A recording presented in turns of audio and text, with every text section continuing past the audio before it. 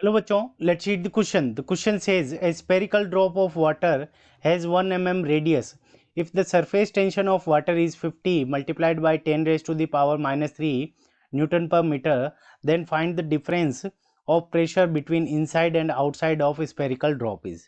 ठीक है बच्चों, सो हमें एक्सेस प्रेशर कितना होता है इनसाइड में वो हमें फाइंड आउट करना है. तो ये हमारी स्फेरिकल ड्रॉप है वाटर की, जिसकी हमें रेडियस कितनी गिवन है. सो स्मॉल आर की वैल्यू हमें गिवन है 1 mm. ठीक है बच्चों, सो 1 mm को हम क्या लिख सकते हैं 10 raise to the power minus 3 metres. So ये हमारी क्या होगी रेडियस होगी. अब क्या होगा कि इस ड्रॉप के इनसाइड में क्या होता है कि एक्सेस प्रेशर होता है.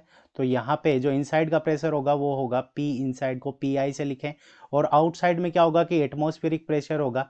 सो यहाँ पे क्या होगा आउटसाइड के अंदर पी ओ एटमॉस्फेरिक प्रेशर होगा. अगर एटमॉस्फेरिक प्रेशर की वैल्यू अगर ज़्यादा होगी ना तो उस कंडीशन के अंदर ये ड्रॉप क्या कर जाएगी ब्रस्ट हो जाएगी. पर ये ब्रस्ट नहीं होती यानी ये टूटती नहीं है. तो इनसाइड प्रेशर क्या होता है कि स्फेरिकल सरफेस टेंशन के कारण यहाँ पे ये स्फेरिकल फॉर्म होती है. तो यहाँ पे इनसाइड का प्रेशर क्या रहता है एक्सेस रहता है सरफेस टेंशन के कारण.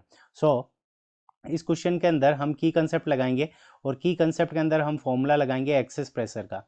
सो हमारा यहाँ पे की कंसेप्ट क्या हो जाएगा. सो एक्सेस प्रेशर को हम डेल्टा पी से लिखते हैं. So delta P is equals to हमारा क्या होगा. सो डेल्टा पी की वैल्यू क्या होगी P I inside pressure minus outside pressure P O. So delta P की जो हमारी वैल्यू होती है उसका फॉर्मूला होता है 2t divided by small R. T यहाँ पे क्या है सरफेस टेंशन, स्मॉल आर क्या है इस स्फेरिकल सरफेस की रेडियस.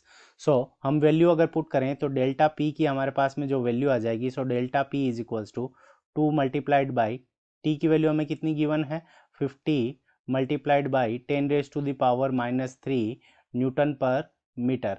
और डिवाइड के अंदर हमारे पास में जो रेडियस की वैल्यू है वो 1 mm है. और 1 mm को हम क्या लिख सकते हैं 10 raise to the power minus 3 metres. तो 10 raise to the power minus 3 10 raise to the power minus 3 दोनों एक दूसरे को कैंसिल कर देंगे.